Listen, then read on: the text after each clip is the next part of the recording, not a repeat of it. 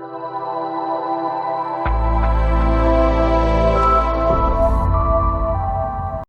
l'heure où la pandémie fait rage, à l'heure où le désespoir s'érige devant nos portes et que le malheur nous submerge tous les jours, certains ont choisi de se battre, certains ont choisi la résilience. Assalamu alaikum, bonjour tout le monde, bienvenue sur FMOI Radio. Aujourd'hui, nous allons parler de l'association ECOI, Échange Comores-Océan Indien, une association de loi 1901 qui a été créée depuis 2010, qui mène des actions diverses, artistiques, sociales et aussi de solidarité et humanitaire. Je vais donc me retourner vers sa présidente, Madame Fatima Mzee. Donc, Madame Fatima, merci de vous présenter. Je m'appelle Fatima Mzee Saïd, je suis la présidente de l'association Échange Comores-Océan Indien. C'est vrai qu'auparavant, en 2010, c'était Comores Échange France depuis Lyon. Mais depuis que nous sommes installés sur l'île de la Réunion, on l'a recréé ici depuis 2018 en fait. Et l'association a plusieurs volets. Il a un volet média, donc on a une radio qui s'appelle FMOI Radio.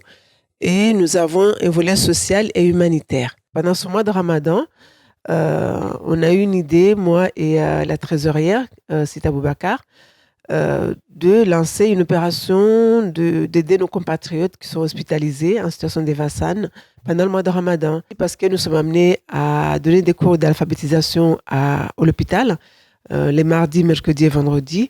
Et du coup, quand on est dedans, donc on voit en fait comment vivent nos compatriotes.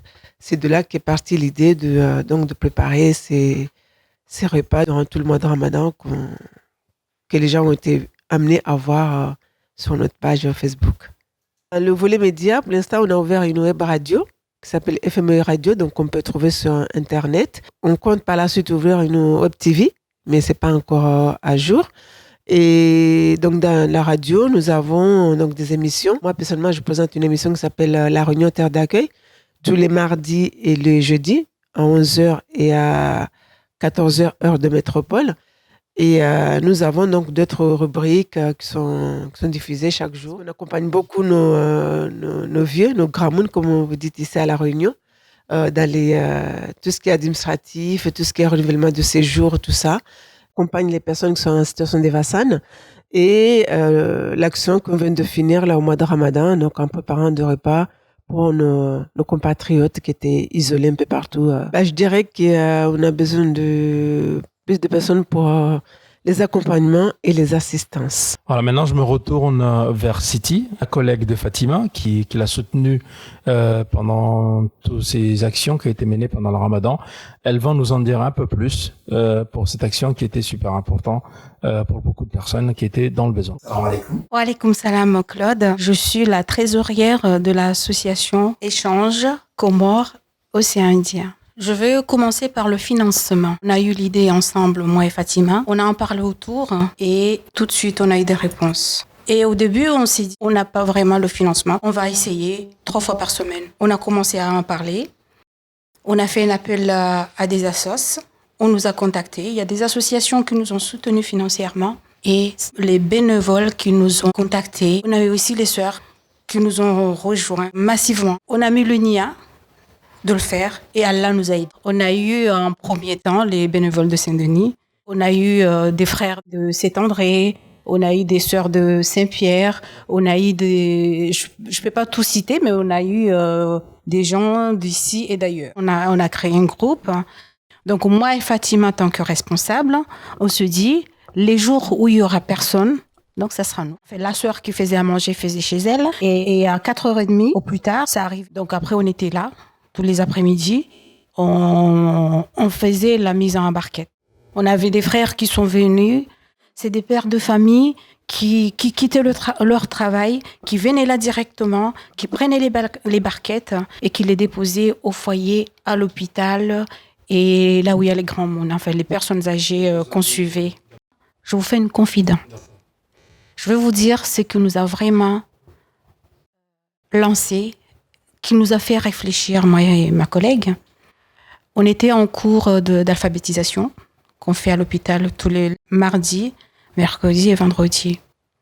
Et ce jour-là, il y a eu une dame, Eva San, qui parlait avec sa collègue. Elles étaient 3 ce jour-là, je crois. Et je les ai entendus dire « Oh, le jour que j'aurai un peu de monnaie, juste pour payer un jus. » Dans leur souffrance, un petit geste d'un jus peut leur faire plaisir.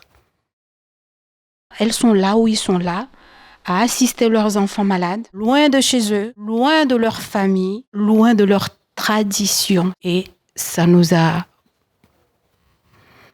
émus. On s'est dit, il faut faire quelque chose.